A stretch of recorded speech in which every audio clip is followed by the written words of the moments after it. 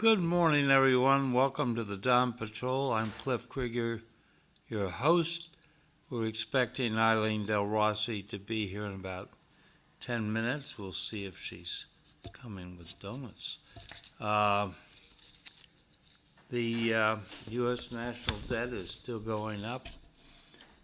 Pretty soon, the federal budget won't be able to pay the interest.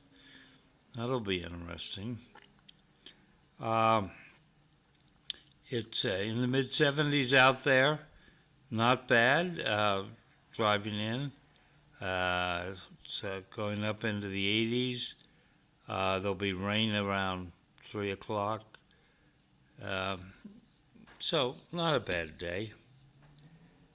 Back in 1429, during the 100 Years' War, can you imagine a war lasting 100 years? Not good. On the second day of the Battle of Jargeau, Joan of Arc leads the French army in the capture of the city, and the English commander William de la Pole, the first Duke of Sussex. In by the way, when the British capture Joan of Arc, finally, they burn hers. Not good. 1775, the British General Thomas Gage declares martial law in Massachusetts. The British offer a pardon to all colonists who lay down their arms. There would be only two exceptions to the amnesty. Samuel Adams and John Hancock. If captured, they were to be hung. So tyrants don't like an armed citizenry. In 1776, the Virginia Declaration of Rights is adopted, which sort of presaged the American Bill of Rights. In 1898, Philippine Declaration of Independence, General Emilio Aguinaldo declares the Philippines independent from Spain. Unfortunately for him, the U.S. decided it was going to occupy it.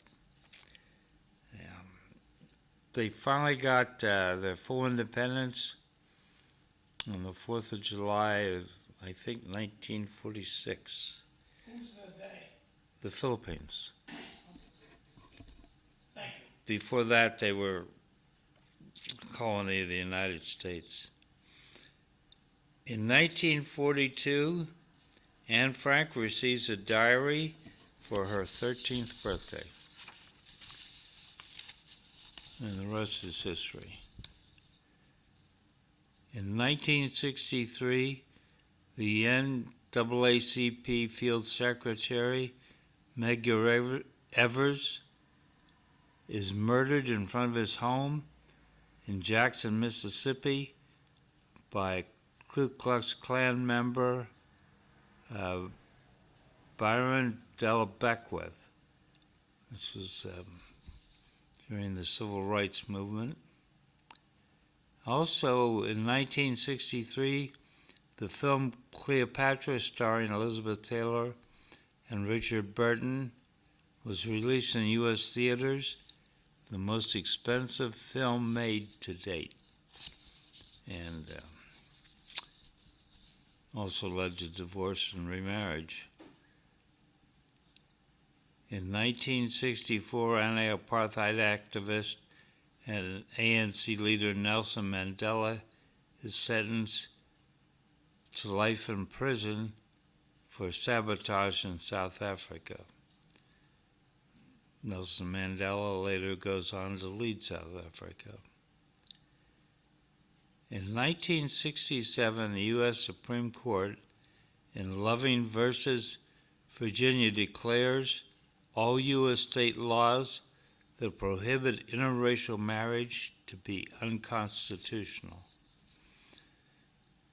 This is a big step.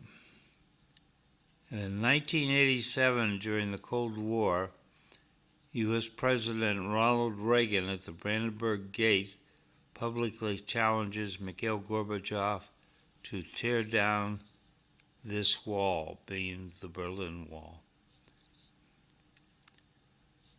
1908, Otto Skorzeny was born, German SS officer. The thing that sticks in my mind is when the partisans captured Benito Mussolini and they put him up in a high mountain getaway where he couldn't go anywhere. Otto Skorzeny leads his troops in. They land, and they bring in a light plane and fly out Mussolini to Germany. A pretty enterprising and daring man. In 1924, George Herbert Walker Bush was born, and 41st president. Died in 1994, Nicole Brown Simpson, ex-wife of O.J. Simpson, and Rob Goldman, a restaurant employee. Nicole Brown Simpson had been born in 1959. And in 1994, Menachem Mendel Shearson passed away, a Russian-American rabbi and author, born back in 1902, and a leader of the Chabad Lubavitch branch of Judaism. And today is Philippine Independence Day. It's Women Veterans Recognition Day and World Day of Child Labor. So there we are. And I think the top item in the news is President Trump called off further attacks on Iran, saying he thinks we have a deal. You think we have a deal, John? No. I got this comment from the audience. Jay says, good morning. Very underrated movie about Medgar Evers. Did you speak about Medgar Evers? I did. Okay. About him being murdered by the Ku Klux Klan. And it starred Whoopi Goldberg when she used to act. Oh. Do you think we have a deal, Cliff? I don't know, but I'm hopeful. It is Iran. They're pretty tricky. What's your guess? My guess is no. Okay. See, the people in Iran, I agree with you. People in Iran are professionals at delaying things. The speed of government in Iran is much slower than the United States. And who's he talking to? Big secret, because we killed a lot of the leaders over there in this skirmish. Some people call it a war, but no boots on the ground skirmish we're having in Iran. We killed their leaders, and so who are we negotiating with? Big secret. Typical of our government. Also on the UFOs, why don't you just dump all the stuff you got on the table, let us have a look at it. They haven't sent the good stuff yet. Okay. Send us the good stuff. How do you know they haven't sent the good stuff? A little bird told me. Yeah. It's all over the news, Cliff. CNN, 1010 wins in New York, and WBZ in Boston. Those are my three sources that they haven't dumped all the UFO stuff yet. And history's over. It's 10 past. So, what are your weekend plans, Cliff? I have none. Well, if you got an air conditioner, turn it on now. It's going to be on for the whole weekend. Because if you let your house get hot, it's never going to get comfortable. So if your air conditioner is not cooking right now to keep your house comfortable, you're going to have a toasty weekend. Because it's humid out there. It's going to go to the high 80s today, but the humidity's the kicker. To me, anyway.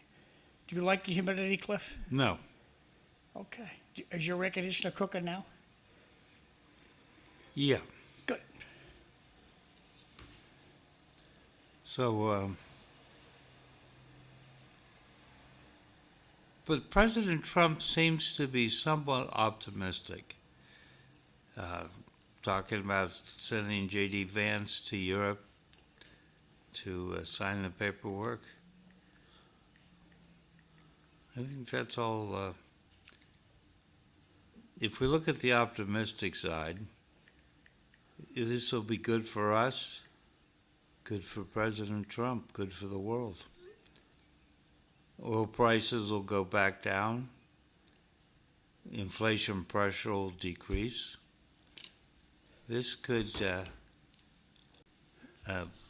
be a real boon. We have midterm elections.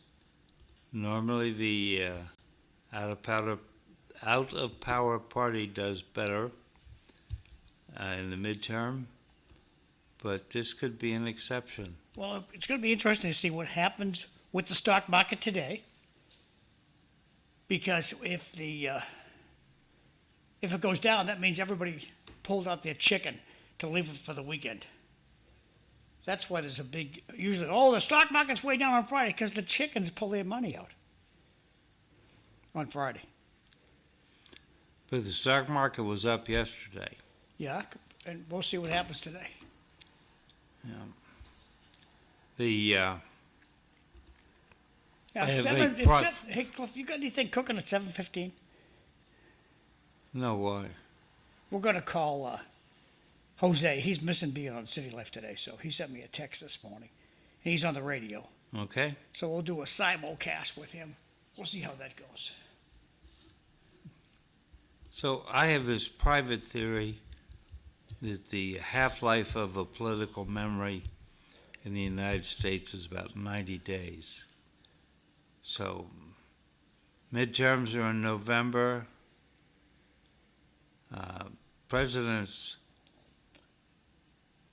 to get any advantage of this, needs to wrap it up by early August. Well, what do you think is going to get people out to vote, Cliff? After we voted for an audit, the state just said, we don't care what the people want, we're not going to do it. And suppose we vote in a Republican and the state just says, we don't accept this election. We have a very corrupt state, and it's not beyond them to do that. Let's say, for instance, Sam Meas wins. And the Speaker of the House says, I reject this election.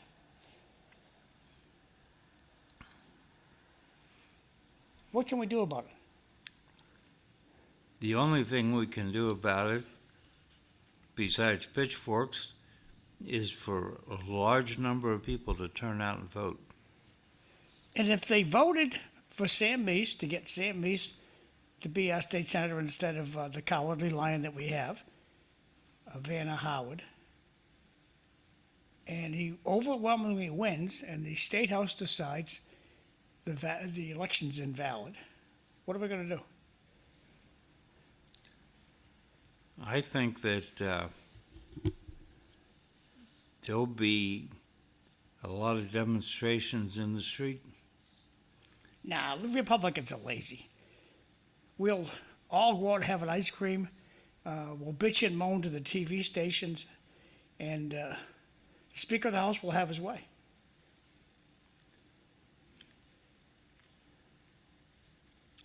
And you object to my use of the term troika to describe our government on Beacon Hill? Because no one knows what the heck you're talking about. So, do you ever go to Market Basket? No. Do you go to any shopping places at all? Yeah. Good. Would you ask, when you're stuck in line waiting to pay out, ask them what the troika is, will you? Don't tell them. Excuse me, I come across this word troika. What's troika? I'll bet you not one person in line ever will know what that is. But yet I've explained it on this show several times. I understand. I'm just saying. Troika. What's the gain in having the troika? It's a way of describing a dictatorship, collective dictatorship. Okay. We've had this. You got to get Howie Carr on it. If you get Howie Carr on it, then you might get some traction on that word. But I'm working on it. I don't think that's going to happen. So I see that former FBI Director James Comey has a court date of 31 October for his 8647 seashell photo. Well, it's on the, his big blue pond that he fixed there, the reflection pond. It says 8647 on it this morning on the grass. This is a text from the audience. A question. When Senator Fetterman was elected, we all thought he was cuckoo. But he makes the most sense. Will Plattner in Maine. Morning, Eileen. Happy Friday. Will be a good senator? I don't think so. Because he's a Democrat, right? No, because he's a communist. Mostly because he's a Democrat. Every time the president mentions the deal, stock market shoots up, things that make you go, So, here comes the boss lady now. So, Eileen, how did the lemonade stand work out for you guys? Those boys. Eileen has a lemonade stand out. Her son, I don't know, who's involved with this enterprise on Beacon Street? I don't know if these are going on. Well, just turn it on its, if it's not working, turn it on its side. So we'll look at it. Oh, here we go. All right, yes, so we live right across the street from Gage Park, McCullough, and Robinson Schools on Beacon. And we have a nice stone wall, so this really started, I want to say 2 years ago. My son and his friends, Victor and Bruno, started a lemonade stand. So I got them the stuff to start it up. And people who walk by have been just so generous. And now it's just inflated to so many different kids in the neighborhood. My niece and my nephew, and now my brother-in-law has come up, and he's helping them to buy things on Amazon so they get more of a profit. So now they're not only selling lemonade, they're selling Frito-Lay chips, a variety of assortments, Pokemon cards. It's quite the operation. No. But you know what? I'm grateful for it because they love being outside. They love they love interacting with people, talking to people, engaging people, and I feel like that's a rare commodity. And trust me, I do get frustrated with the yard or hearing them yell or scream or you know what. But at the end of the day, I'm happy that they are out there and doing that and connecting with people because we don't see that so much anymore. So I like it. It's, what's the name? I got home, I had a week to go to the other night, and I got home and my niece Bella and my nephew Vinny were there, and it was just the Frito-Lays. And so I had to, before I even walked into my house, I bought 3 bags of chips for a total of $6, which I'm pretty sure I could have got for 75 cents, but it's cute, and it's seeing them figure out how to work with money. Well, that's good. Yeah, and yesterday, so my son has one of those Cash App cards, And so he's like, Mom, can you go to Walgreens and put this cash? He had $31. I don't even think he counted it, but he just handed it. Can you put it on my Cash App card? Because he was going to a Pokemon convention in Bedford, New Hampshire with his older brother, and he wanted to see if there was anything that he liked. So they're learning how to manage their own money. So how's the crowds for him? Is he happy with the crowds? You know what? People stop. The people walking around the park, they'll often say, "I don't have money," but then they'll stop by in their car later and give them something. So it's really nice. What are their hours of operation usually? Whenever they're available, because remember, this generation of immediate gratification does not plan. So if they're out, well, they're usually out in the afternoon, after supper. When are they usually out there? So on the weekends in the morning, by 10 a.m., they're out in the morning, and it can last till about 6. 6 p.m.? 6 p.m. Yeah. So and tomorrow, over the weekend, what's the address they should head for? 557 Beacon Street. Go to 557 Beacon Street in lovely Lowell, Massachusetts, and then you can rate their lemonade and let us know how it is. Thank you. And who knows what else they'll be selling this weekend. I mean, yeah. So. Well, we had a little lemonade stand down at, wasn't ours, but there's cute little kids living in the condo complex at Hampton Beach.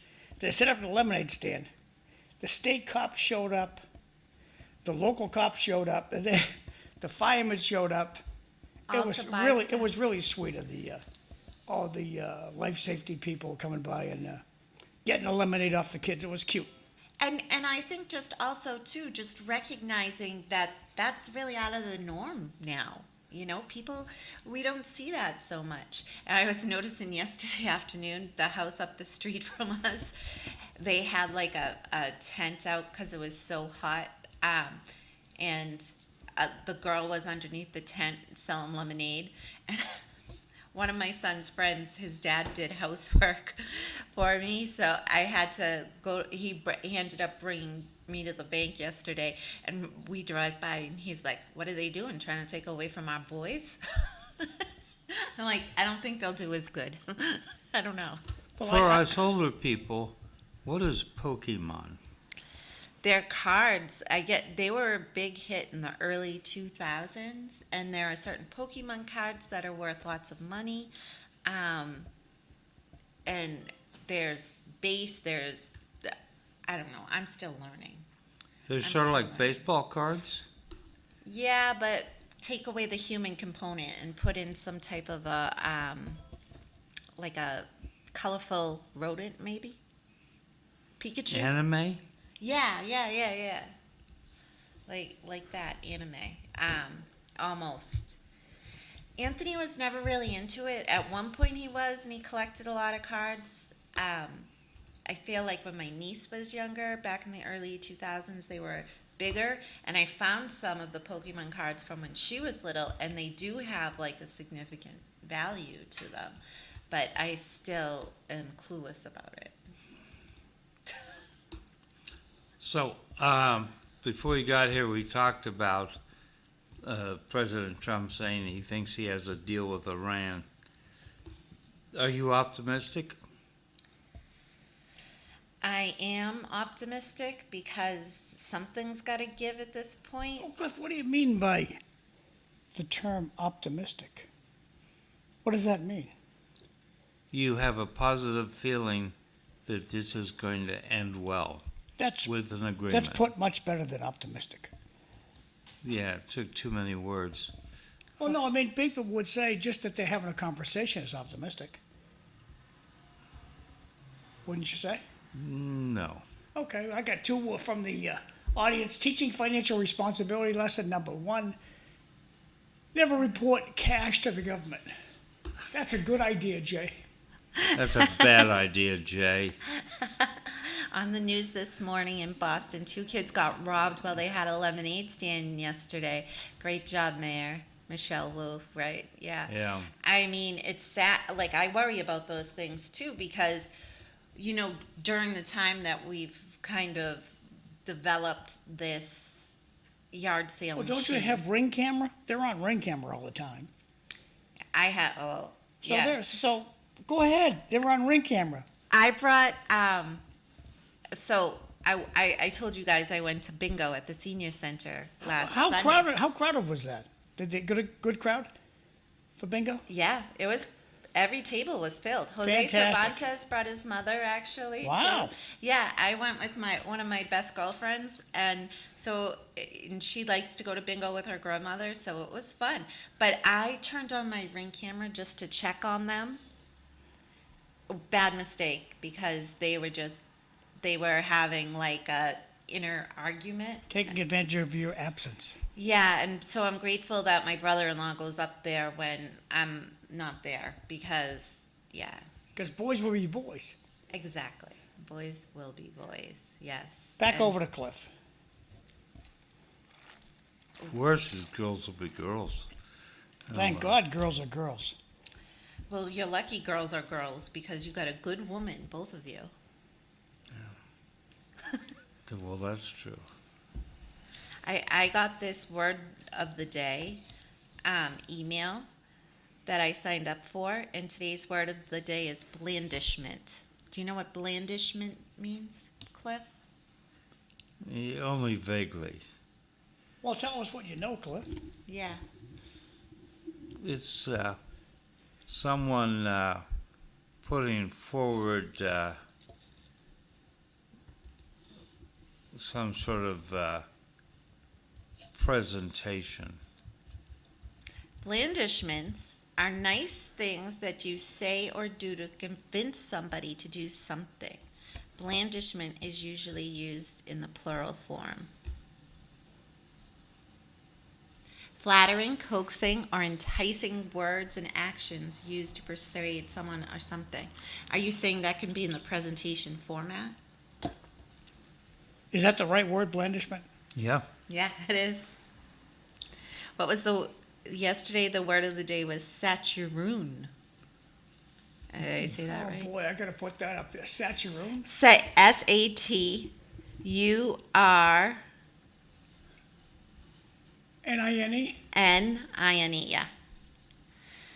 Sluggish, slow act, or a gloomy, sullen, or moody I would never use that word. saturoon. Never gonna use that word. Yeah. Back over to Cliff. So when you showed up, we were talking about James Comey having a court date of 31 October for his 8647 seashell photo. So, Did you watch the news this morning, Eileen? A little of it. Because on President Trump's reflecting pond, the grassy area, in the grass it says 8647 this morning. In the Right. grassy area. 86 kill, and right? And Yep. the 47 representing the number of the president. So yeah.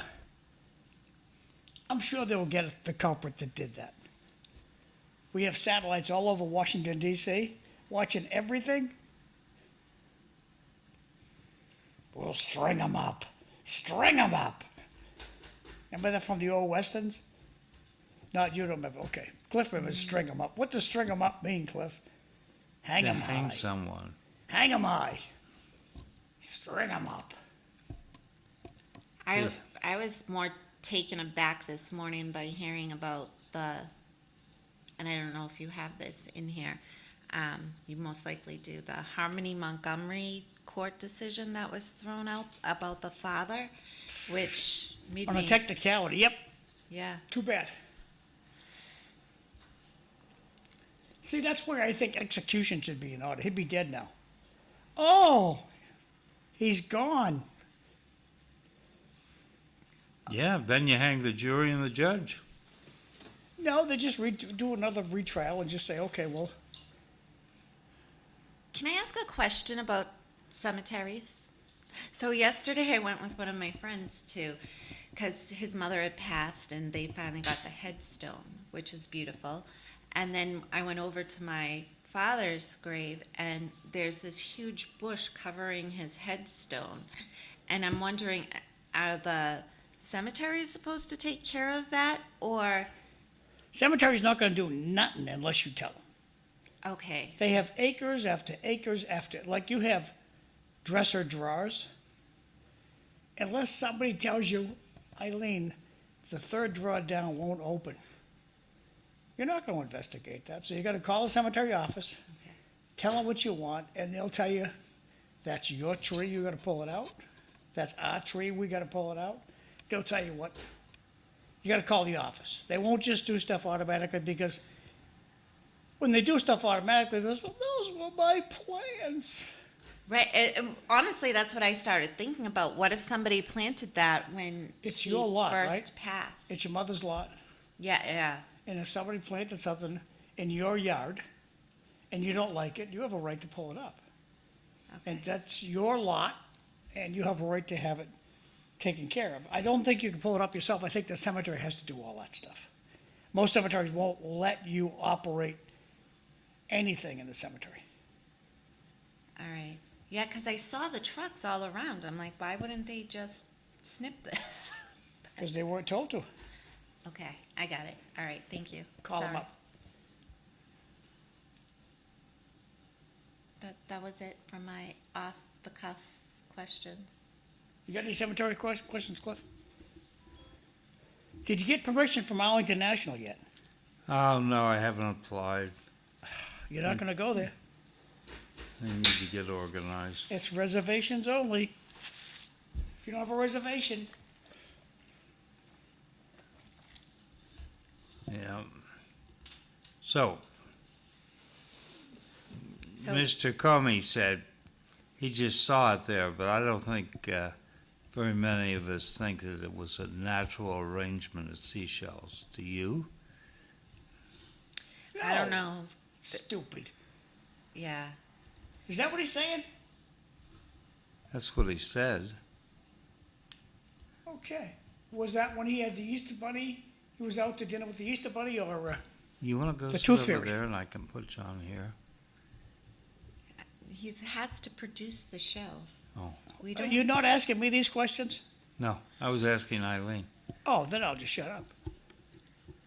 Okay. We thought it was equal opportunity here. Okay. Who got fired from the Department of Children's Services for the Harmony Montgomery case? Just wondering, Jay. Yeah, honestly, what a horrible, horrible situation. And from what I remember, they never found the body because I think he separated the parts of it. So they found certain parts and not others. And it's just disgusting. To boot, they were using the EBT card that they had qualified for her because they were living in that car. They were using that after she disappeared. I mean, it's heartbreaking. It truly, truly is. She was a beautiful, beautiful young lady. And I don't understand why these things happen. It's barbaric. He is where he belongs, institutionalized. But what if he's not guilty? Well, he's guilty right now on 40 years for things not related to his daughter's death, right? So, from what I remember, the ex-fiance also testified against him in the trial. So I'm going to guess that he is pretty guilty, but we cannot talk about somebody being guilty, allegedly guilty, right? Allegedly. But also, look, and you probably have this in there too, the Carmelo Anthony and Austin Metcalf case, the results this past week. I mean, the hardcore evidence is there, and it's become now more about a racial divide. And this is a murder case down in Texas. Yeah. Yeah, he was out on bond too. This happened in April of 2025. He was out on bond. They lowered the bond, so his first night in jail was the night, because once they find you guilty in Texas, they go on to what's called the punishment phase, or the sentencing we would call here. So there's no break. So he was immediately sentenced to 35 years in jail, which would give him a chance for parole in half of the 35 years, right? But it's again becoming about racial issues, not the fact that he took a life. It's the boy's fault for approaching him.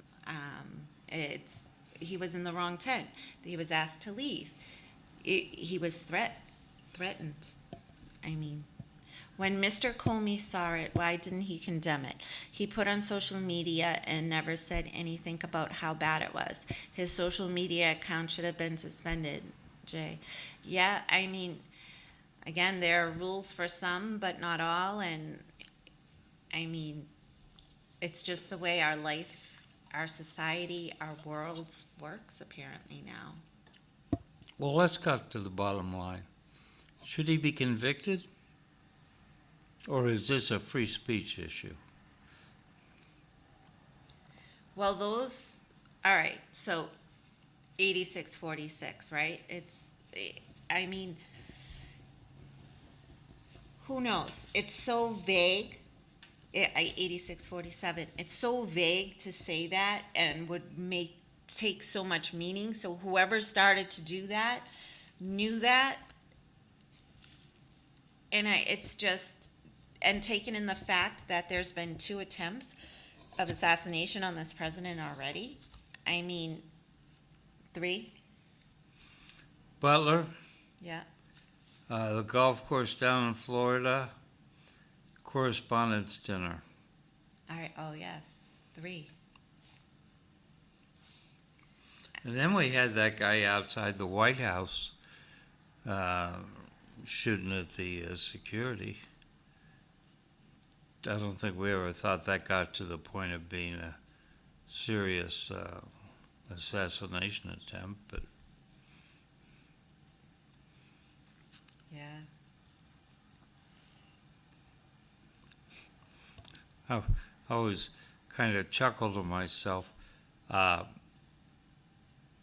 When Harry Truman was president, some Puerto Rican independence terrorists showed up where he was staying in the temporary White House while the White House was being renovated. Can you imagine renovating part of the White House? Anyway, so Harry hears all this commotion outside, and he goes to the window and looks outside to see what's going on. I would hope we would not do that these days. But the guard was killed by the terrorist. You know, there was a big phase of that. I guess it's happened throughout all time, but I just feel like the numbers, the frequency is happening more and more and more, and it just speaks to... Well, I think Mr. Comey should be released. It's a free speech issue. He's an idiot, but that's what the First Amendment's for. A report came out yesterday that under the Biden administration, 450,000 kids are missing. Boy, that seems like a lot of kids. Wow. I mean, and that's an issue, you know, the missing kids used to be on milk cartons, and that's changed so much lately because of child trafficking, you know, P. Diddy, Sean Combs. I mean, what is going on in this world that we're not paying attention to that number, or that isn't being brought to light about these missing children and what's happening to them? Yeah, that is a bad thing. So, But I wonder how many of those are illegal immigrant children, and how many are regular kids. So, It's a U.S. problem no matter what. Because if we accept people into the country, regardless, it's still a United States issue. yep. So, earlier someone had a question about Graham Plattner, who's the Democratic nominee for Senate in Maine. I mean, I think he is a mess. His Nazi tattoo, which he didn't understand was a Nazi tattoo, abuse of women. I think that the Democrats, in embracing him, are turning their back on what used to be their standards. I mean, they threw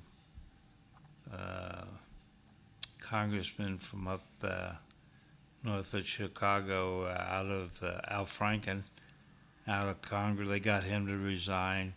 They got Bob Packwood from, I think, Oregon to resign for inappropriate activities. And then Eric Swalwell picked up a lot of condemnation for his kind of activities. But they're giving this guy a fresh coat of paint and saying he's all good. You got any thoughts, Eileen? No, I don't know enough about this to comment. No. Can you break it down for me? Well, Graham Plattner, Okay. claiming to be a poor little kid, born with a silver spoon in his mouth, went off in the Marines, and with his fellow Marines went out and got a bad tattoo over in Europe, which turned out to be a popular tattoo with SS troops in the Nazi German army. And he's abused women, threatened to rape people.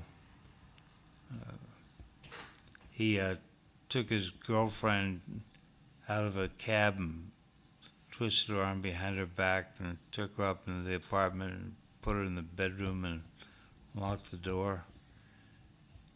So he's like any rich man born with a silver spoon in their mouth who doesn't have accountability. Mm-hmm. Okay, we see this often, sadly enough. Been into a lot of true crime stuff lately. Well, I don't think this is the kind of person we should be having in the U.S. Senate. Oh, he's in the U.S. Senate? I didn't know that. Well, he's either. running to be in the U.S. Senate. Oh, well, I mean, with those credentials, he'll slide right in. Yes, what party he's a member of? Cliff, what party is Graham Plattner a member of? No, that Cliff is a member of. Oh, that you're a member of. I'm a Republican. Oh, and this other guy, we ask him, what's this other guy's party? What's Graham Plattner's party? He's a Democrat. Oh, He's a Democrat. see, that's why Cliff hates him, he's a Democrat. I feel like my parents don't are hate fighting him. right now. My mother used to do this. I don't hate him. Why would you say I hate him? She didn't say that. I'm not talking. No. She didn't say that. I did. You should never hate anybody. Our side's gotta win. Don't you understand that? Cliff was just heavily judging. Our It's side- the Catholic way to do You pick things. him out of the Republican Party. Our side's gotta win. Don't you understand that? Our side's gotta win. Yeah. Because the lunatics. Yes? Um, Lunatics. well, you said Graham, and I just my son has a good friend named Graham. And he is actually going to be holding the opening flags at the World Cup this weekend, because he is also a cancer survivor. He had a rare form of cancer, and Boston Children's Hospital and Dana-Farber are doing, having the kids who have survived bring the flags out, and I think that's pretty cool. It is? So It that's all is? my head went to when you said Graham. But it's No. good to know that background information now. Well, I would say if this person was a Republican and had this background, that I would say that It's in he the is last century, unsalary. that's what he'd be saying. Yeah. He's a Republican, vote for, he's the best guy for the job. He did it for a reason. Look, you're full of coke. You're full of coke. You're full of coke. You and your party, you're full of coke. I only got 2 for you to read. The disgusting part is how hypocritical the Democrats and media are towards Plattner. Plattner, thank you. Speaking out of both sides of their mouths. Dirty people. Simple solution, don't go or spend any money in the horrible state called Maine. Oh, he's running in Maine too. Wow. Okay. So, John, you noticed that I mentioned Bob Packwood? I have no idea who Bob Packwood is. Yeah, but did you notice that I mentioned Bob Packwood? I heard you say that, yes. And what party is Bob Packwood? I couldn't care less. Is he from around here? No, as you know, he's from Oregon. Oh, okay, that's pretty far away. Different time zone. Nope, don't know the guy. What would you like me to know? Is he a Well, pedophile? Is he a you- pedophile? Is he a kleptomaniac? Is Is he he- what? What's he Kleptomaniac? saying? Kleptomaniac, somebody who steals frequently. Is he a divorcee? Is he on wife 6? No. What's his story? Can we get to the punchline? Is it a guy or a gal? The punchline is Okay. that John Yes. is confused in his view of the situation Okay. because explain. he says, I'm picking on Plattner because he's a Democrat, and implying that if he was a Republican, I'd just let it slide. That's usually the But case, yes. Bob Packwood was a Republican. Oh, okay, wow. I mentioned 3 actually with Eric Swalwell. Al Franken, Democrat. Eric Swalwell, he's a Democrat. Well, I apologize, Cliff. Thank you for the correction. Godspeed. Eileen? For the record, no For the record, no third-party eyewitnesses have ever come forward to corroborate any of those alleged behaviors by former girlfriends. Well, Who's the guy who runs North Korea? Kim Jong-un. He's still waiting for the video of Trump and, what was it, Tammy or whatever?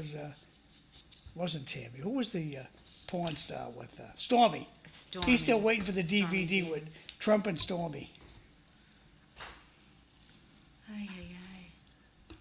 So, no school committee this week. Yes, well, this coming week. You gotta We get on the have one microphone, this- kid. Get on the microphone, Eileen. Thank you. Do you have one this coming week? Yes, this Wednesday and Thursday. So Wednesday is general school committee. Thursday is a curriculum subcommittee meeting at 5. And you guys aren't going to do anything about the curriculum, are you? You know what? We have great teachers in the district who are already doing things and supplementing for the current curriculum that Hey, was did picked. anybody stay back this year? No, I mean it It's just, nationwide. Nobody stayed back nationwide. You're just bitter, John. Well, Cliff, it's not fair. it's It's not fair to put yeah. a fourth grader who can't read into the fifth grade. You're crucifying the kid for the rest of his or her life. They can't read. What we really need to do is make smaller groups. I really think it has more or less to do with classroom teacher student ratio. I mean, my son, when he finally left Lowell Public at the beginning of his sixth grade year, was not a reader. And after almost 2 years now at a specialized school, smaller numbers, great reading program, he is reading on a late fifth grade, sixth grade level. And so it just speaks volumes to we have to really break this down for our kids. If you're a behavior problem, and we see the scores regardless, and nobody likes to be like leveled off, but being leveled off into different groups is how we were all schooled. Let's have some positive vibes. Any donuts? Well, I did try to buy some at Dunkin' Donuts this morning, but it was so busy with all the automated orders, and it looked like there was only one woman working. I don't think I would have ever got here if I stayed and ordered the donuts. So, Well, maybe Sam Meas will bring something to eat. oh, Sam Meas is coming. Oh, Yeah, he's nice. coming at 7. Yeah. At So- 7:15, we're going to call Jose Sorrentes. We're going to do a simulcast on the radio. Oh, that's so cool. So we'll chime in with him at 7:15. So where do you go for Dunkin' Donuts? So sometimes I go to the one in Dracut, down the street from my house on 177 Broadway Road.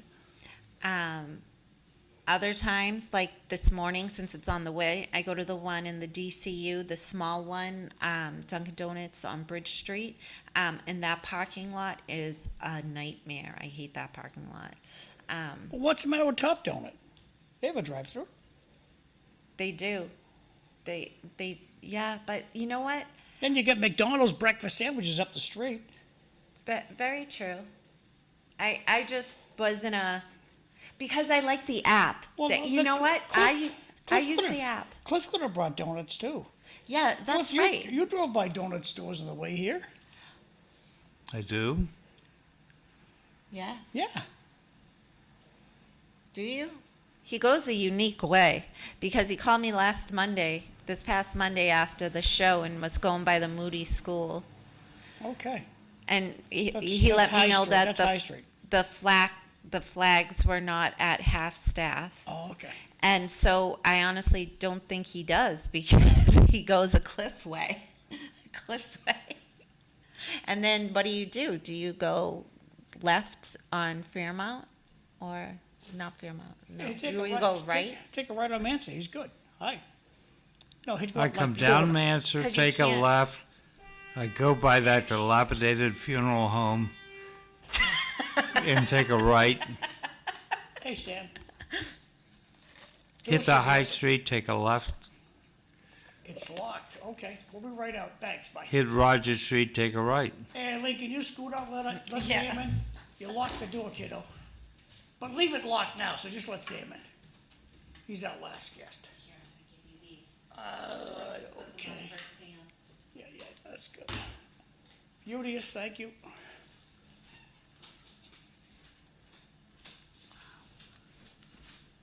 So, yeah, I don't think. Now, on the way home today from here, I will extend out on Rogers Street and hit the Dunkin' Donuts on Rogers Street and get donuts for the family.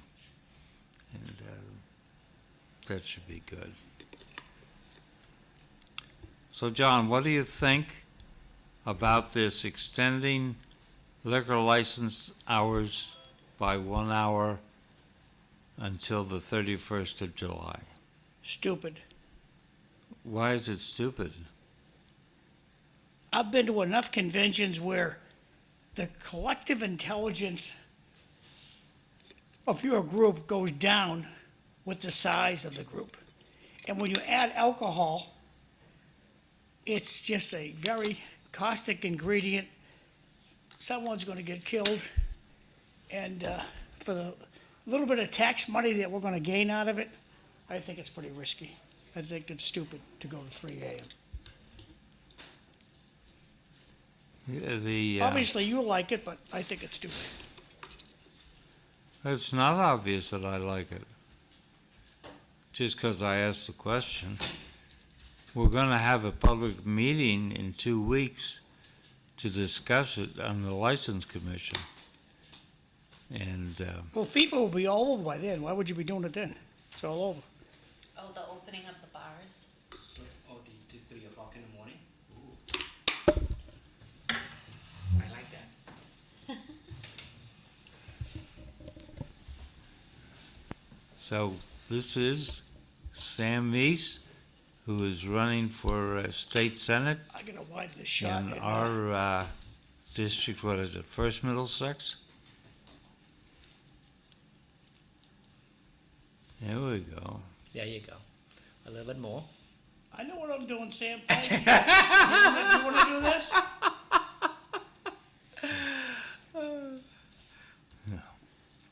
How are you On doing? the other hand, if you were doing it, he wouldn't hesitate to give you rotor orders. Well, it's okay. Yeah, it's a give and take. Yeah. Now there's an expression for you, Eileen. Rotor Rudder potatoes? orders. Roll the potatoes. Rudder orders is when someone is doing something and you're giving them guidance. Oh. Jay says, LOL, Mr. Krieger, you have a future in comedy. Please, no. Please. Who said this? Jay. Jay? Jay. I'm just going to say he's no Rodney Dangerfield here. No, I'm not. No. I think But of you could be myself one. as You more could like be one. Will Rogers, the roping fool. You know Will Rogers, right, John? I've heard the name. It's way in the past. The temperature here today, Sam, is very spicy between the two of them. Oh, yeah? Oh.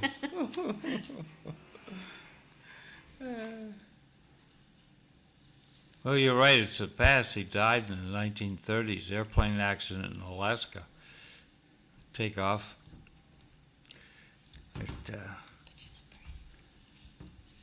Speaks to his America's prosperity for over 100 years.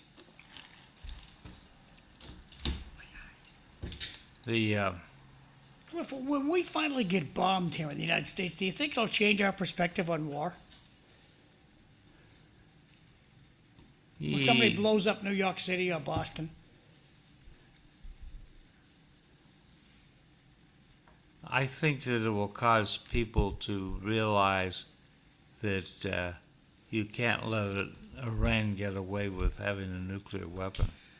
See, I think that England did the right thing where they didn't repair some of the stone structures that were destroyed during World War II. So the locals never forget what war is. Here we have nothing to remind us of what a war does. They blow up City Hall. They blow up all downtown Lowell. We should just leave it alone and look at those cinders forever and say, you know what, that's what war is. We don't understand what war is. We think it's easy. And the people we're pissing off in Iran right now, they're not going to let it go. And I think about this often, that if somebody blew up your neighborhood, your bank, your electrical company, Yeah. Mm-hmm. here's a Hershey bar. Here's a Hershey bar. Sorry. That's not going to make it go away. I'm going to be Let's go to a break. mad for a long time. We've already talked through the break, Cliff. Not according to your. All right. Maybe we can dial down the temperature. So welcome to City Move on Life to the next Show. topic. See, Cliff likes John to watch the is clock when I'm talking. See? Just So I can demonstrated see, I have the power that he of Cliff's does not microphone. understand I that can just shut his Iran has microphone been off. with war I love when you Anytime do I that. I love that. with Anytime I want, I can shut his us microphone for off. 47 years. Right, John? I'm not 47 listening. years. I'm not listening to you, Cliff. I can't talk and listen to you at the same time. Ah, Do you know what I said? no. There you go. That's why two people can't talk at the same time. I would like to talk about the heat yesterday I did not start off the And morning who is this hydrated. person? Who are you? Oh, this is Sam Meas. Me, Eileen. Eileen. I'm Eileen Delrossi.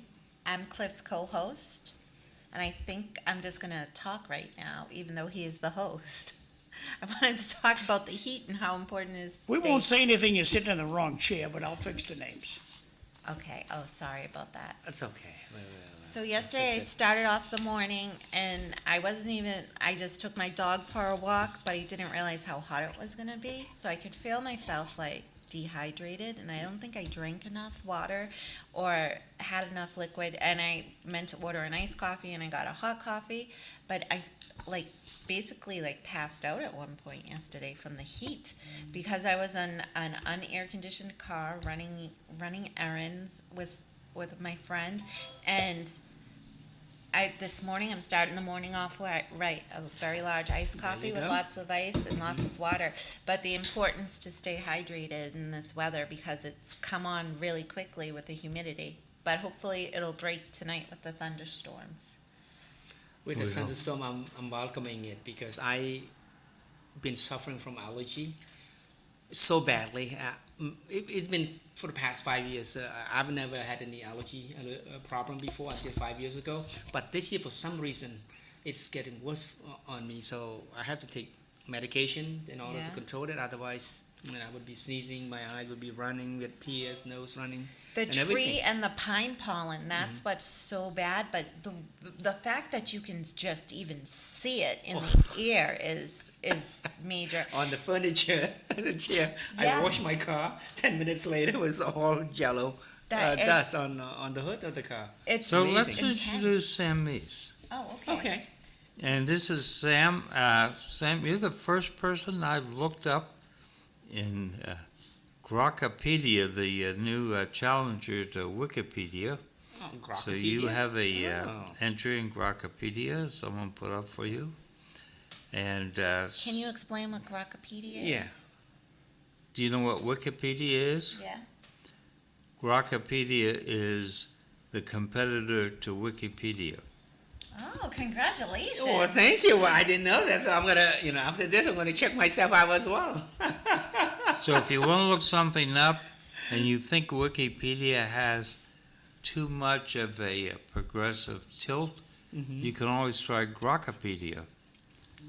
Okay. And Eileen is trying it right now. Okay, I'm gonna. So you're, Sam, where do you live? I live in Lowell. Oh, okay. Yeah, And you're running for first Middlesex State Senate seat. I do. Yeah. And you've done that before, right? I done that before in the special election on March 3rd, which I did not prevail. And I'm hopeful that this time I would prevail. It looks like Rockapedia is a music format. Oh, we don't even need your full name. How did you spell it?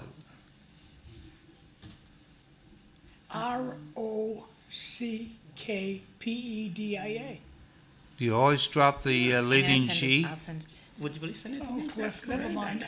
I won't look anything that's else up. something new. Grokpedia. I'm gonna send I this to just- John I just first. wish I was half as smart as you, Cliff. Oh my God.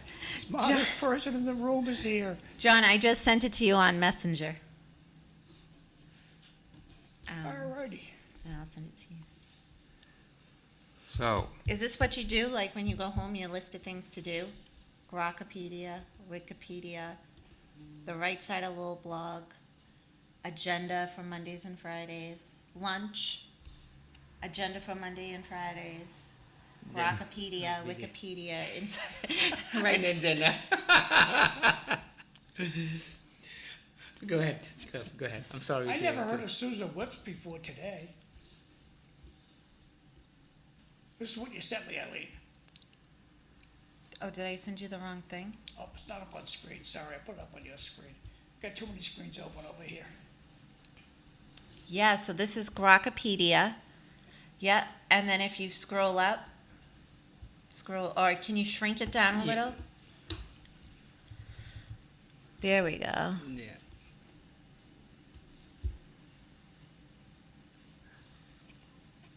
well, that's Wikipedia.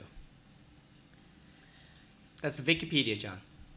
Oh, wait, that's what I sent him, though. Hold on, I thought you were in here. So I got a question for you, Sam. Yes, sir. You know how the State House has decided there will be no audit. We don't care what the people want. Mhm. Let's say, for instance, you win. You win by 1,000 votes.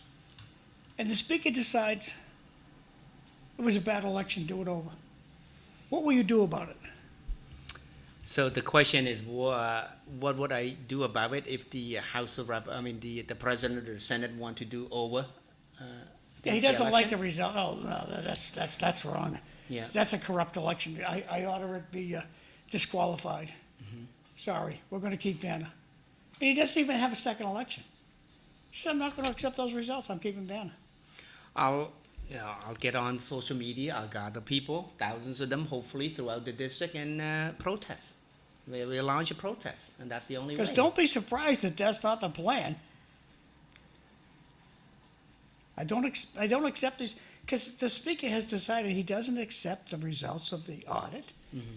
He's not going to accept the results of your election. Well, now I don't know the parliamentary rule and procedure in the state Senate, but the president of the Senate cannot just unilaterally reject the election result. There got to be some sort of vote. He'll right? tell he'll pull all of his little strings, all the other senators who have nice jobs, Right.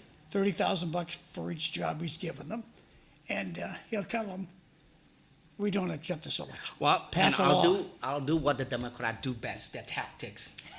Right? I'll gather all my supporters first to the State House, sit in front of the Senate President's hall, start yelling and screaming, and if anybody arrests us, we scream racist, we scream everything else. I mean, the whole 9 yards. I play minority cards. Now, if that doesn't work, I'll get all my supporters, go to Karen Spelker house in Ashland somewhere, and we'll do a street protest and then put loudspeakers and everything and wear Palestinian flag, Iranian flag, the whole round yard, get all the national attention. I mean, that's how it's going to be, that we play the game. I mean, I learned their tactics, we need to play their tactics. That's the only way. And But DeZoglio hasn't done this? well, she hasn't No. won the Palestinian flag yet or the Iranian flag yet, but I think And she hasn't pulled the race card yet. she hasn't pulled the race card yet. I'll pull the race card, I'll pull the Well, Palestinian she's flag. Italian. We love Italians. We love their food. I sent you the right Grockopedia for him. Well, I am hopeful that the election What- result what will be about the fair courts? and that there won't be any election Can't you hearing take or it to the rigging. court? You can take to the court, but Massachusetts court, it pretty much one-sided. They're all appointed by the governors who are very much one-sided as well. But then again, I'm hopeful that I can pull the race card, right? And then, maybe the court will listen to it a little bit, and, I'll call Andrew Campbell. Hey, yeah, we're all the same. We're a minority. You're a woman minority. I'm, a male minority. That race card probably play well. We have no idea, but we can always try, right? I read a little of this. This is a really thorough, nice write-up. Yeah. Oh, wow, look at that. I'm impressed. And you can include your Grockopedia write-up if they need any background information on you. Exactly, yeah. I'll send that to the Senate President, Karen Spelker. So when you're talking about this, I would suggest you spell it, because when you say Grockopedia, the G doesn't sound like it's there. Grokky. Okay, Grokky. Grokky. Grokipiedia. Cliff didn't spell it, so I went off to Rockopedia with an R. Being the dummy that I am, not the genius that Cliff is. See, they even get it right because I don't know my own age. Back to They the put genius. bones. Back to the genius. Born, yeah. Yeah, because I don't know my own age. It was given to me by an American consular officer when she was interviewing me. And, it was the first time the concept of a birthday was brought to me. And I was shocked. I was like, I don't know, maybe 10 years old. And the woman, the officer asked me, so what is your birthday? And I'm probably sure that she knew all about it because she'd been interviewing a lot of refugees. But she just wanted to know if I knew anything about birthday. So the concept of a birthday was like, what? Sam, I don't know who wrote this, but Interesting. maybe I Vanna wrote it because they bring up the fact that you survived the Holocaust. The Khmer Rouge. The Khmer Rouge genocide. Yes, I did. Survive it. And then you, orphanhood. Uh-huh. That's there's no relation to Robin Hood there. It's No, there's no relation to orphan. You escaped from Cambodia. Uh-huh. Wow, that's pretty expensive. Yeah. Very That's expensive. I just looking at it. Oh. Settlement in Massachusetts, is that an award you got from Morgan and Morgan, or did you live there? No, Morgan wasn't established yet back then. I guess, I don't know, I came here in Well, 1996. you had early challenges in 1986. Yeah. The issue about your age reminds me. I had a roommate, Wild Bill Perez, who almost got thrown out of the Air Force Academy for lying because they asked him what his name was, and he said Bill Perez, and I said, no, it's not, and he said, yeah, it is, and I said, well, here's documentation. You're Guillermo Perez. He says, no, I'm not. It turns out, born in Texas, family moved to California. They left Guillermo in Texas. He had no idea that was his name. Really? Wow.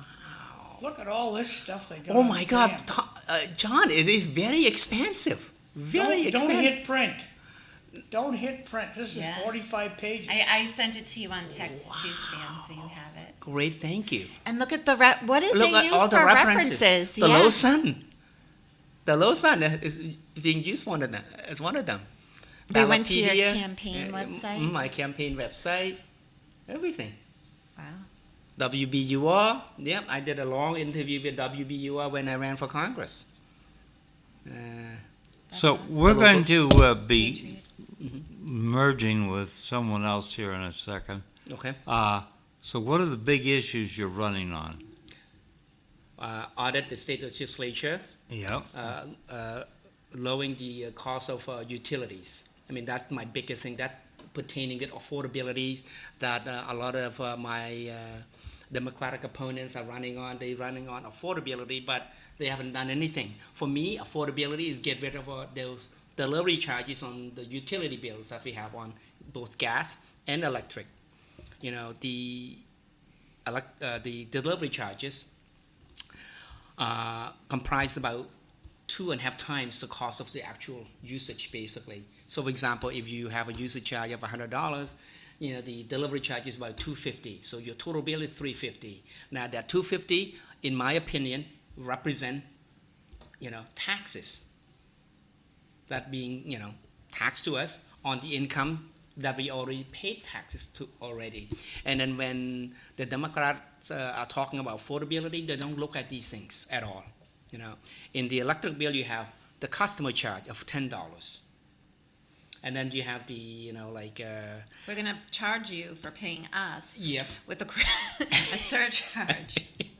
And then you have all these, you know, like transmission charge, transition charge. I have no idea the difference between transmission and transition charge. And then the anytime when they make a capital improvement on the lines and everything, they charge us all of that stuff. So essentially, the Commonwealth of Massachusetts, we're in collusion with the Department of Utility,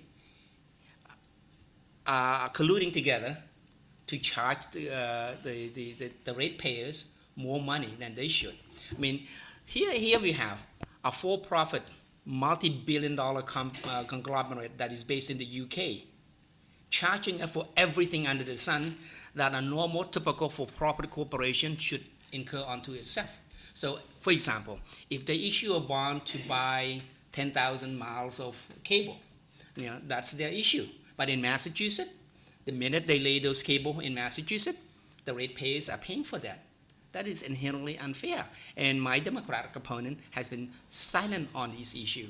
And yet she keeps insisting on she wants to make Massachusetts much more affordable. How can you make it more affordable when people who can afford to buy a home, but yet they can't afford to maintain their home because of all of these costs that they are incurring on a daily basis?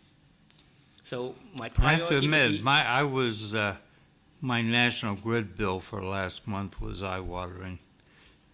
Hey, Jose, gas how are and the you? electric. Yeah. Let me get and Cisco, how are you? I'll put you guys' pictures up on the screen right now.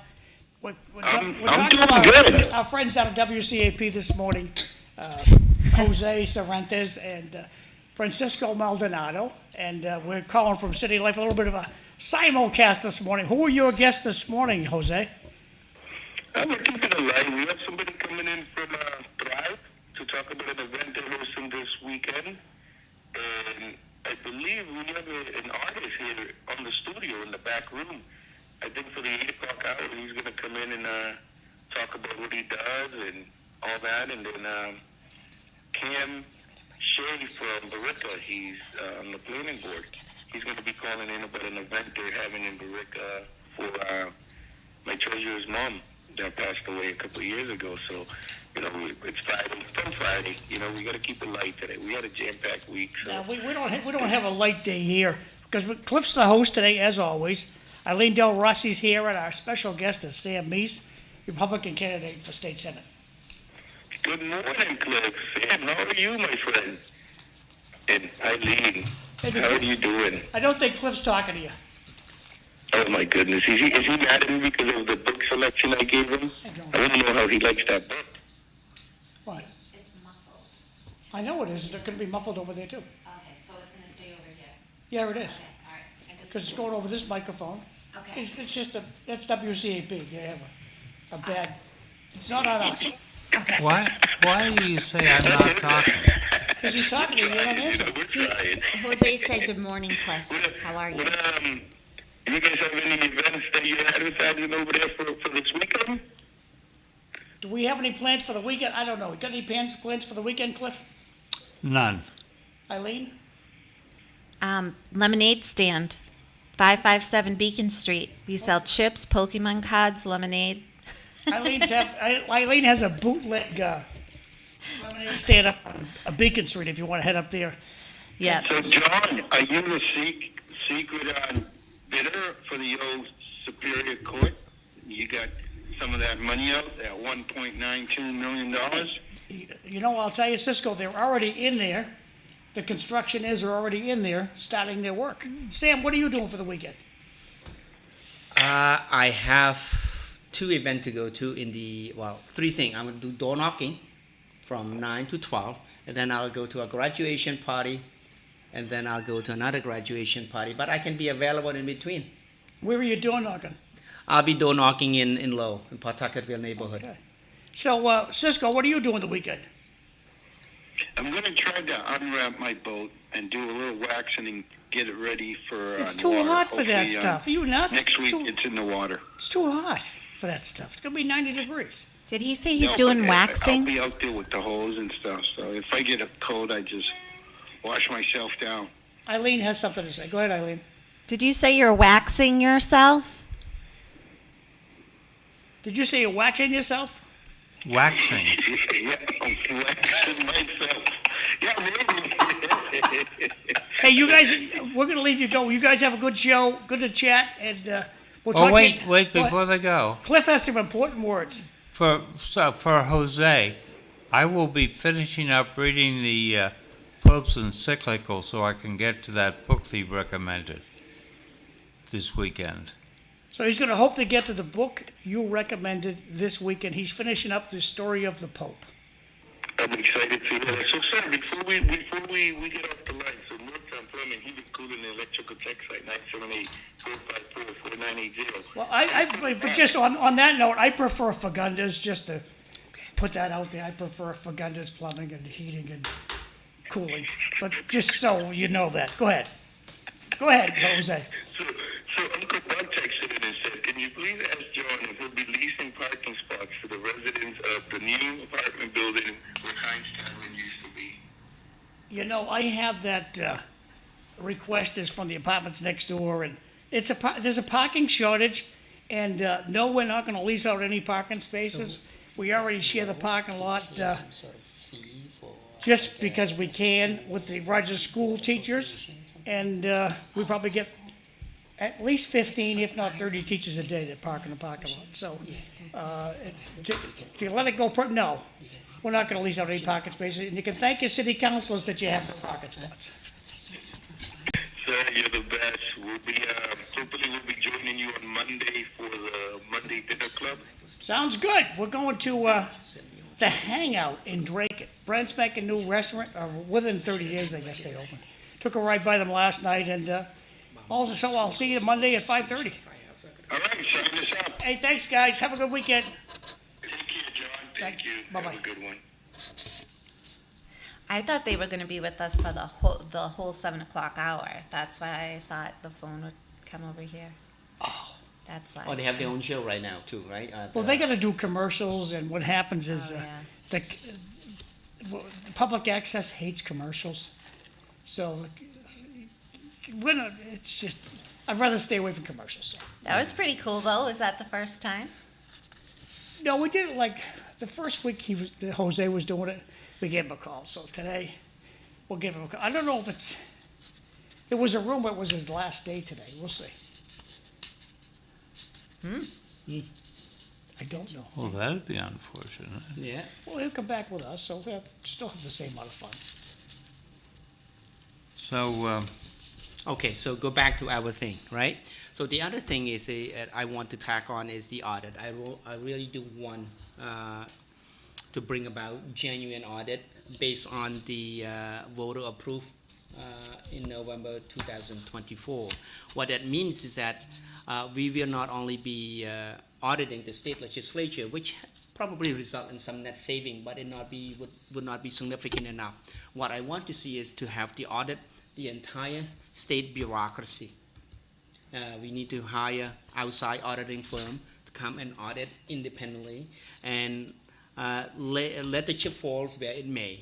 Now, what I'm hopeful is that as a result of the audit, we will find a lot of waste, fraud, and abuse. And with that net saving, with that I call it $64 billion fiscal year 2026 budget, with that net saving from that budget, without reusing anything, I want to be able to use that net saving and pass it down to the city and towns throughout Massachusetts, funding roads, schools, and everything that we are needing, basically. And I do want to take away that $293 million that is allocated for housings and other benefit for the illegal immigrants. I am 100% against it. I'm an immigrant. I came illegally. No one should be entitled to get anything without first paying into the system, without first coming to this country legally. And for those who came here illegally, I'm sorry, but the gravy train must stop. You cannot benefit at the expense of the American people. I am not, with our heart. I have a lot of heart and I want to help a lot of people, but we have to find ways to have these illegal immigrants in a proper way, but not at the expense of the Massachusetts taxpayers. And you can all read Sam Meas' Struggle to the United States Legally on Grokipedia. Surviving the Holocaust. So how can we ever complain about the heat after how cold it was this winter? I think, you know what, somebody said that to me yesterday too. Mr. Sam Meas is correct. The Massachusetts Senate President does not have the unilateral legal authority to reject or refuse to accept the results of an election. Then it begs the question, how does he have that authority to reject the audit? Continue, please. Didn't Grokipedia play for the Patriots? Gronk. That's all I could think about once he was saying it. Grokipedia. Jose and Francisco, two great men. Of course they are. Yes. Yeah. That's it, kids. So, I want to touch on this issue about illegal immigrants and people coming to the country. When I look at you, I think just another American. Thank you. And I don't hold it against you that you're from Virginia. Virginia Tech. Well, at least you didn't join Virginia's marching idiots over at VMI. So Virginia. Actually, I was recruited and accepted to Virginia Military Institute, but after watching my two friends who graduated 2 years before me, went through the program, and then the Bosnian War was going on at the time. I said, no, there's no way I can get up at 4 o'clock in the morning and do all the physical, the PTs, and then go into school and then go back to bed till about 12 o'clock. So I chose Virginia Tech instead of VMI. Yeah, well, that's a good thing. So, England, over across the pond, is having some problems. They've been having riots in Belfast. Some young kid got knifed. I think he was in a coma. They just pulled him out. And then earlier, a young man, 18-year-old college student Harry Nowak, was stabbed 5 times by a Sikh who was a member of, and I have to look this up because I'm not good at memorizing these things. A Sikh is a religious guy. Sikh is I guess an ethnic group and a growing Religious. population, a religious group, yeah, part of India. They've been around for thousands Like the of Catholics? years. I'm sorry? Like the Catholics? Like a Catholic, yeah, Okay, but they have gotcha. their own, yeah. Vikram Digwa, a Sikh of the Nahang order. The Nahang order is they all carry knives. Yeah. Well, anyway, he,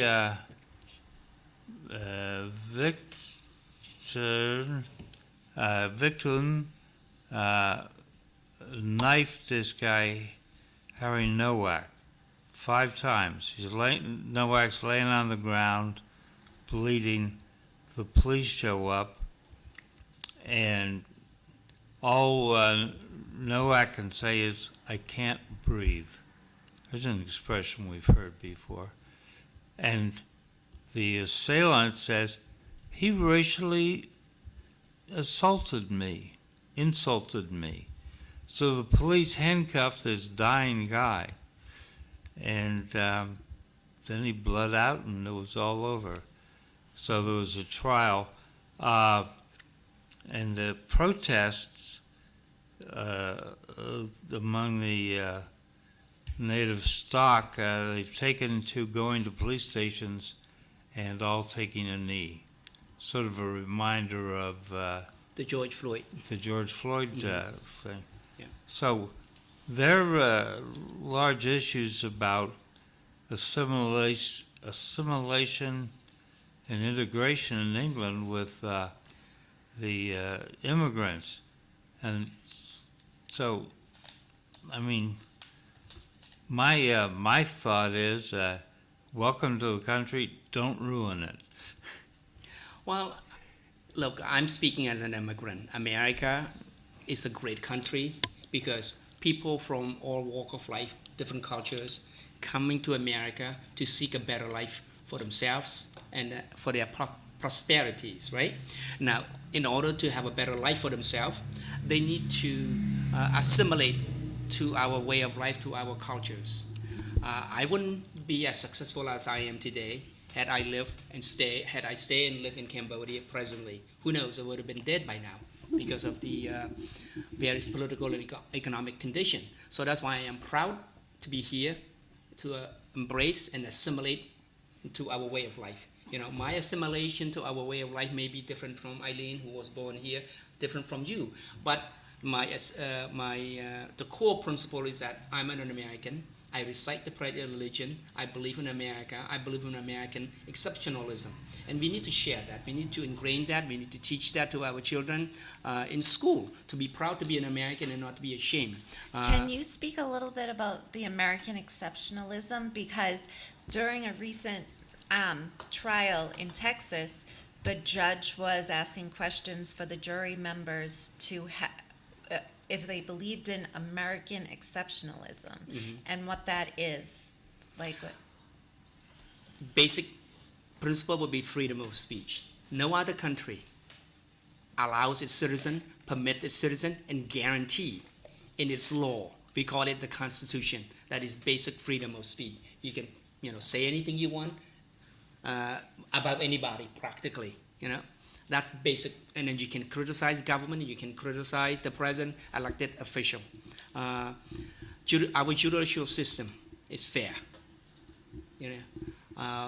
We don't have to be rich in order to get a fair trial. You cannot afford one. If you committed a crime, the state will afford you an attorney to represent you. You are presumed innocent until proven guilty.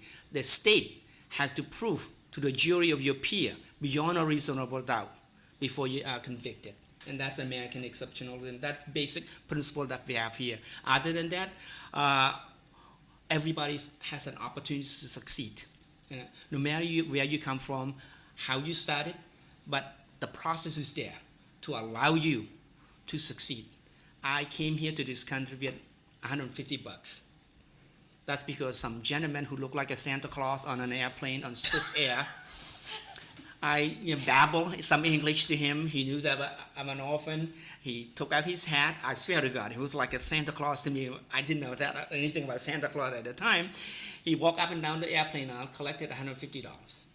And then with that $150, I had my first American Coke using the vending machine in New York City hotel. It took us an hour to figure out how to use it, but that's besides the point. I bought Coke for everybody. But again, go back to the, we are a great country. No other country on earth have done so much for humanity than this country has. This United States of America has. Europe was rebuilt because of America.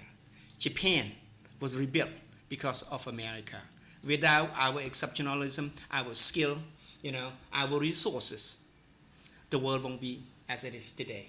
We donated so much money to associated causes throughout the world. We are the UN, the World Health Center. Think about it. China has supposedly 1.5 billion people, right? I'm quoting this number, it might be off. They contributed about $50 million to the World Health Organization. We contributed over $1.5 billion to the World Health Organization.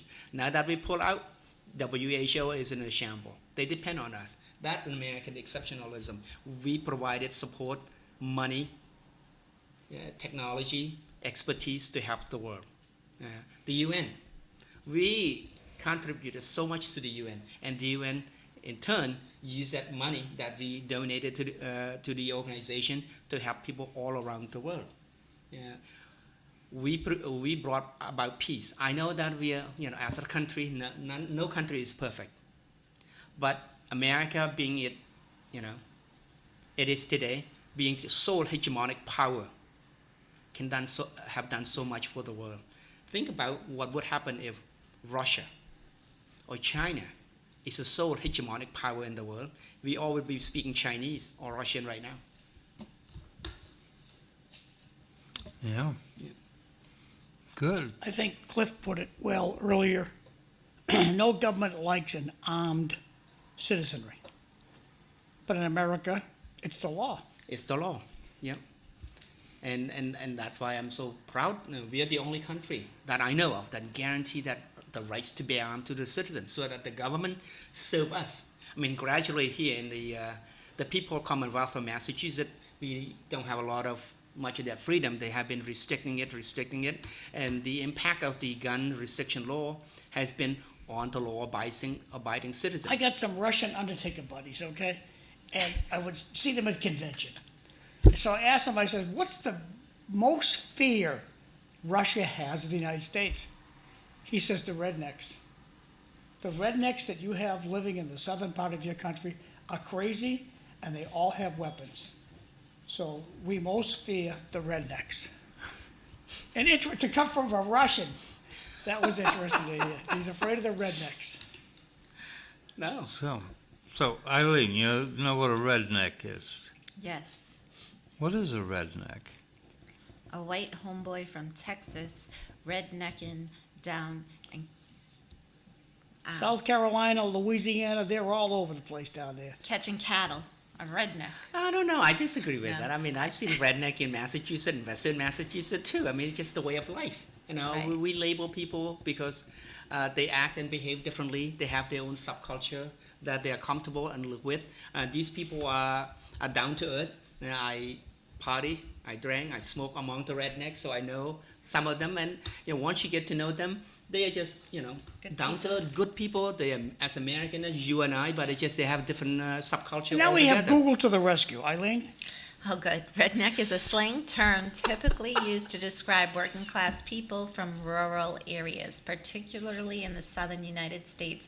While traditionally used as a derogatory slur for unsophisticated or uneducated people, the term has also been embraced by many as a badge of rural. Now I'm going to click on Color. images and see what we get for rednecks. John. Yeah, that's what I saw. Yeah. Yeah, I would say this guy's a redneck. Is there a movie called Redneck? Probably. Yeah. Could be, but It's from working in the fields, and The your sun. neck turns red from the sun. From the Oh, sun. right there, yeah. Yeah. Geographically, Sam is a redneck. He's from Virginia. I'm from Virginia. Yep. so the Russians are afraid of the rednecks. Yeah. Rightly so. Rightly so. These people are fearless. They're American. They are very patriotic American as can be. Well, I think a lot of the gang people up in the north part of the United States should take a lesson from the rednecks. Go out and practice with your guns. Go out in the country and practice with your guns. Mm-hmm. Stop pulling your gun out and I'm aiming, I'm going to shoot Sam, and the coffee pot blows up. The coffee pot's 20 feet away from you. So somebody was sitting over there. They don't practice with their weapons, and they should practice with their weapons before they pull them out and use them. Right. So I'm going to divert back over to Eileen. You've got at the Agenda Center listed the School Subcommittee on College and Career Readiness. Have you ever, are you on that subcommittee? I don't believe I'm on that subcommittee, but that has a lot to do with the student council that comes to meet with us frequently, once a month usually, and their concerns that during their freshman year, they're really introduced to this system called Navient that introduces them to college help, financial readiness, and so forth. And then they go the next 4 years, and it's not really integrated into their curriculum or their programs. So really integrating that program throughout every year of their high school experience, so they get really familiar with it. So when they're juniors or seniors, they're able to most easily access the program and opportunities. This committee last met 9 July 2020. So it shows Are how we important- ahead of the curve in this area? No, yes and no. So we do have college career readiness staff at the high school, but I don't think the systems are in place for it to be used on a continuum for our students to use it. So that's where the issue comes in. We might have met once on it in 2020. That was even before me. So, yeah, I mean,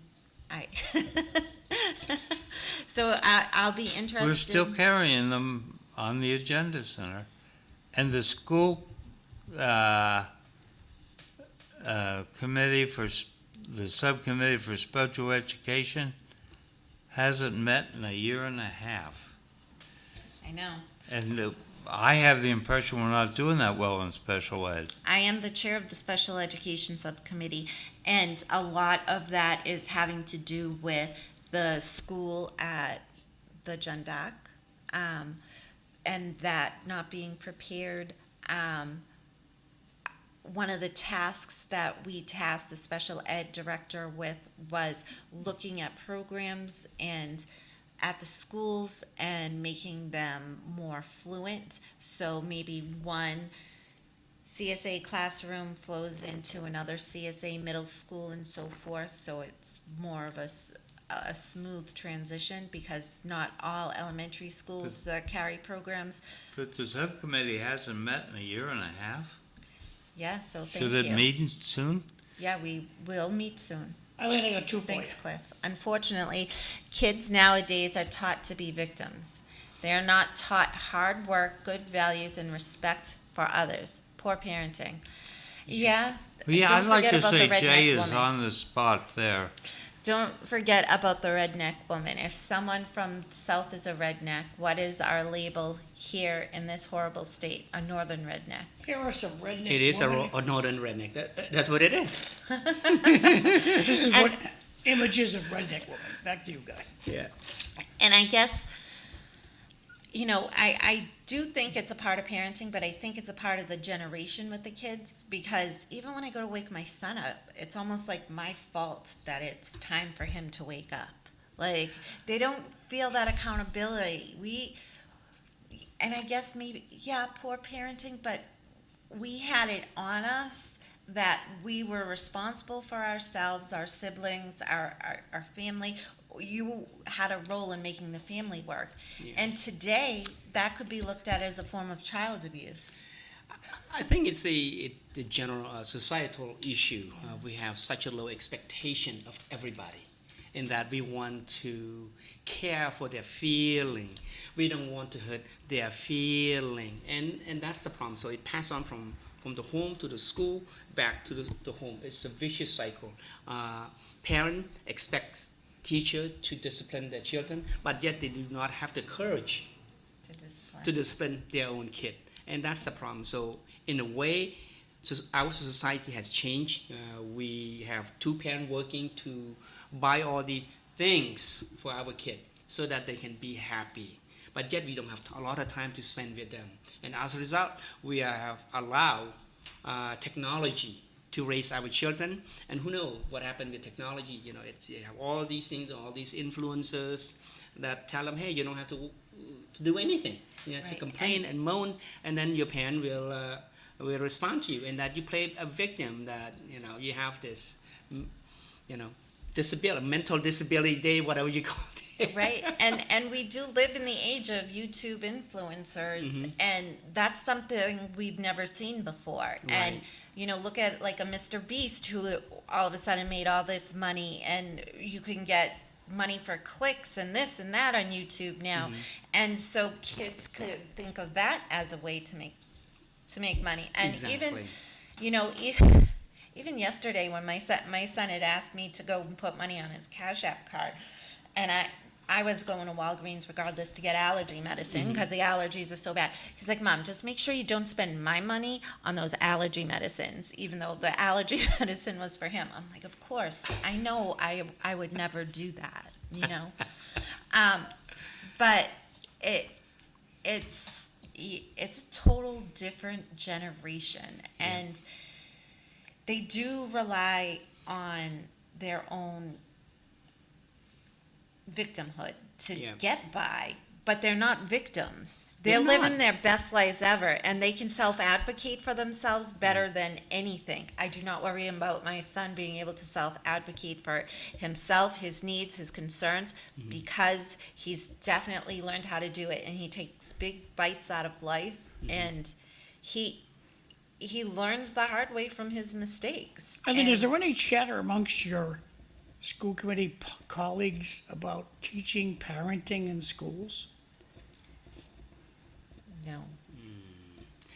It's something that Well, should be I'm not There considered. used to be sure chatter. Zoe was supposed to that. do that, I- right? Zoe Dzezinski was supposed to give us a parenting school. Well, it was to help parents to learn the language so they could have basic communication with the teachers.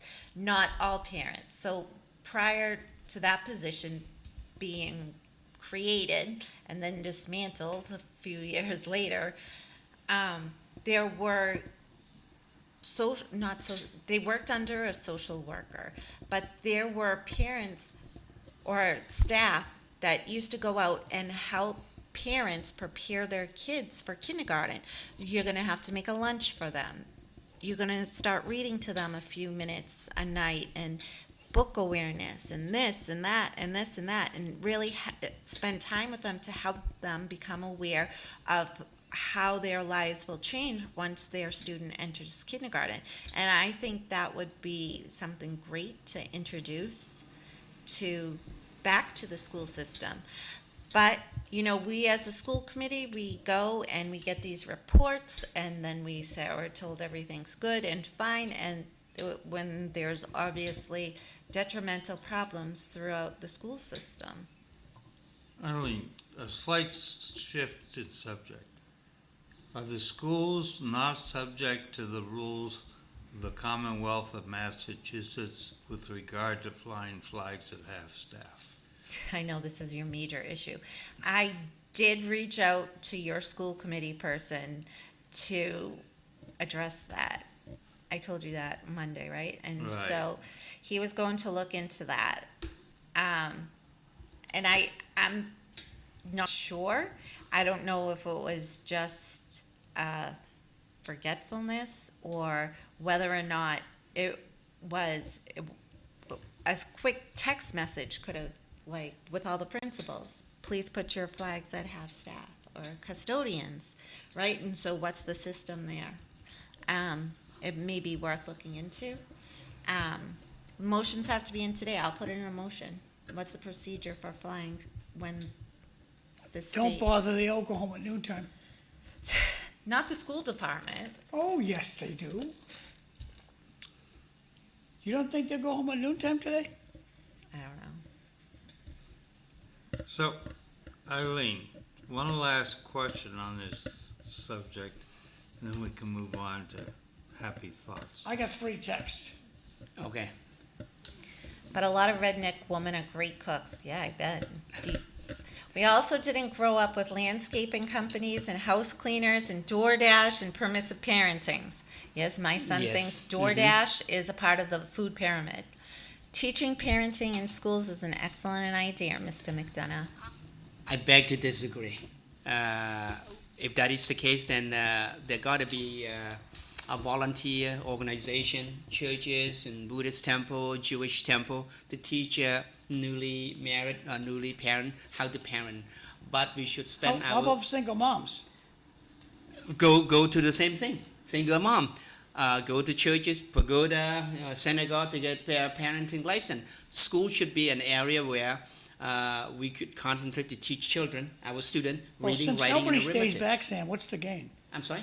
Since nobody stays back in school anymore, I think the kids should be taught personal finance and parenting. Financing, I believe that, yeah. And why not parenting? We're doing such a I just think wonderful that job with that.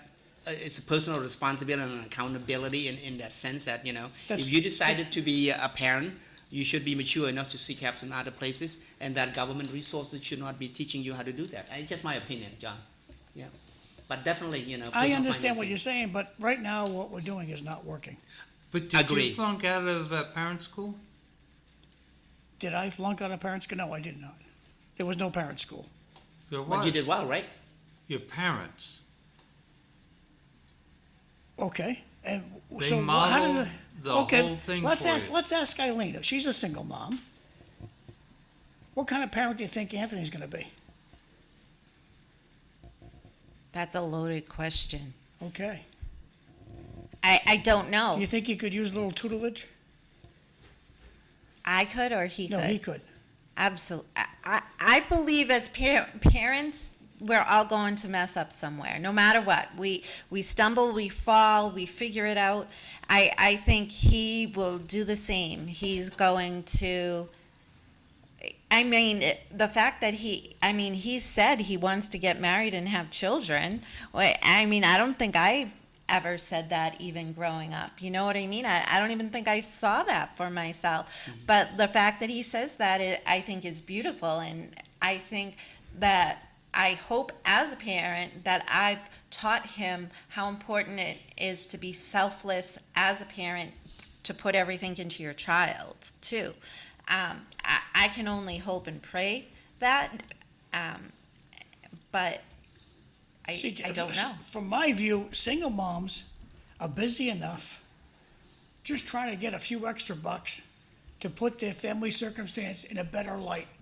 And I don't think they have time to teach their kids the way that they'd like to, how to cook, how to wash clothes. Everything's in a big rush Well, because the single mom doesn't have a partner to help her with the work. And I say her because it's mostly women that are stuck doing this. I have to say, my son does do his own laundry. That's good. Yeah, I Yeah. mean, but it's purely selfish. I do the laundry for the whole house, and he'll go down and he'll take it all out and then put his stuff in it. But at least he's doing it because he likes to wear certain things and certain materials Yeah. to school. But so he doesn't, obviously he's 13, he doesn't have that understanding of like community, of like taking care of, we live with my mother and so forth, but, and making sure everything's dry before you take it out, because he just sees, I need my laundry done and I'm gonna get it done no matter what, so I'll just take all this out, and then often I'll just throw it all back in the dryer or figure it out. But yeah, so I'm I proud got of two. I that. got two. Does the panel think mandatory military requirements for Americans like other countries have? Does the panel think? I respectfully disagree with Mr. Meas. When I was teaching in Lowell, I had a 13-year-old girl that was pregnant in my class. She was having sex at 11 years old, and she told me that. I can't. I just, Gosh. like the repercussions of it, and like, and I know these kids are learning about it in health too at these vulnerable ages, right? And yeah, I mean, it's intense. I mean, I is look intense. at the Yeah. kids at the lemonade stand at my house, right? And to think, like, some have girlfriends that they talk to, but just to think about that. Wow. 11 years old, sexually active and pregnant at 13. I mean, I know it happens, but it's, wow. Yeah, That's good. That's intense for me to. So we don't need to teach parenting. to filters. We need to teach To common get, sense. To get pregnant, to be a single mom, is a boat anchor around your neck for the next 20 years. Oh, I know. Yeah. And to do it with no partner, we have to rethink that. And still developmentally growing on your own. Right. Her whole brain is not even going to be formed until this baby is now 12. Right? Because Yeah. 25, 26 years old. Yeah. Wow. I can tell the story of a woman who was 13 years old, had a baby, lived in Maine, and she gave the baby up for adoption. And she gave birth to the baby down in South Carolina. So she went back to Maine and spent her life up in Maine. Many years later, she fell in love with a guy who was a lot younger than her.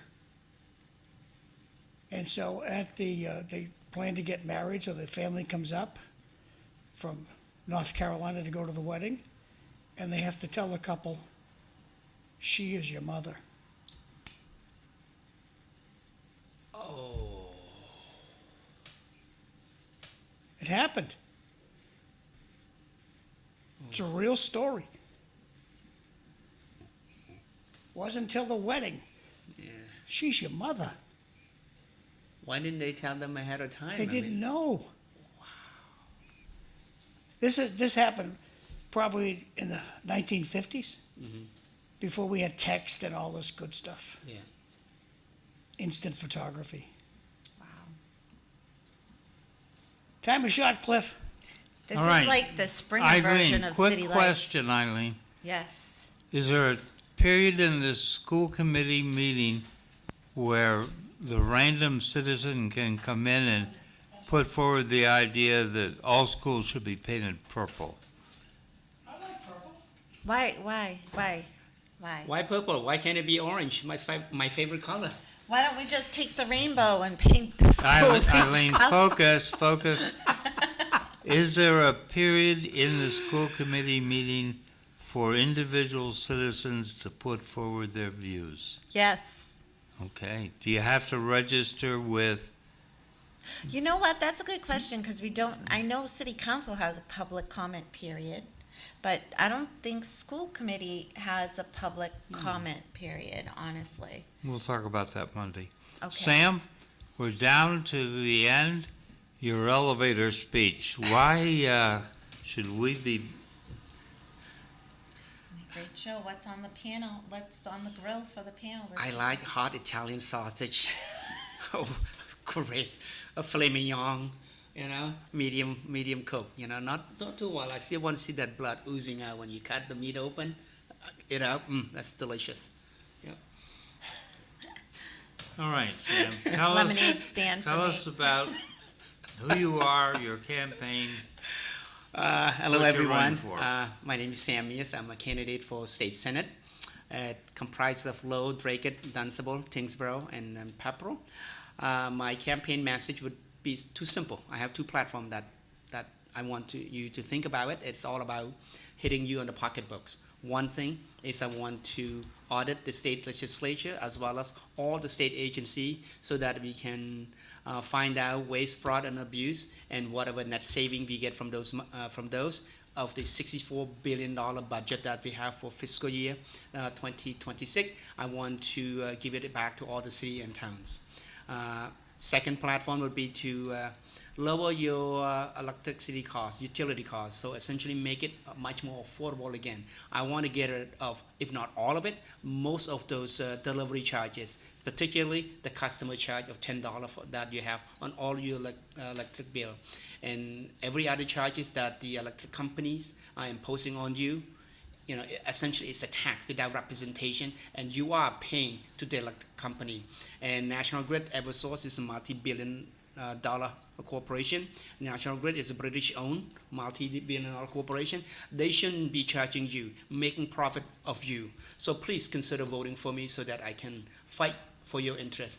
In November 3rd, please vote for your based on your pocketbooks. Not so much as a party affiliation, but someone who will fight for you, someone who's going to reduce taxes and bring back the money and keep it in your pocket. Thank you so much. Eileen, you have any final thoughts for us? Stay hydrated, stay cool, get to the beach if you can. That would be my advice. And if you're in the city of Lowell, stop by the lemonade stand, 557 Beacon Street, Lowell, Mass. I have a couple of hustlers out there, and it's supposed to be a beautiful weekend, not humid after the thunderstorms today. If you have nothing on your agenda for the weekend, take your fancy phone out of your pocket, take a picture of this slide, and you can go to the Greek Festival, have some great Greek food, or you can head out to St. William's Church on Sunday and enjoy some hamburgers, hot dogs, and watermelon. You guys have a good weekend. Thanks for watching City Life. We'll see you next time. See you next time. Have some great Greek food. Thanks for coming in, Sam. Thank you so I much. appreciate it. Yeah, thank you. Thank you, John, for having me. I appreciate it.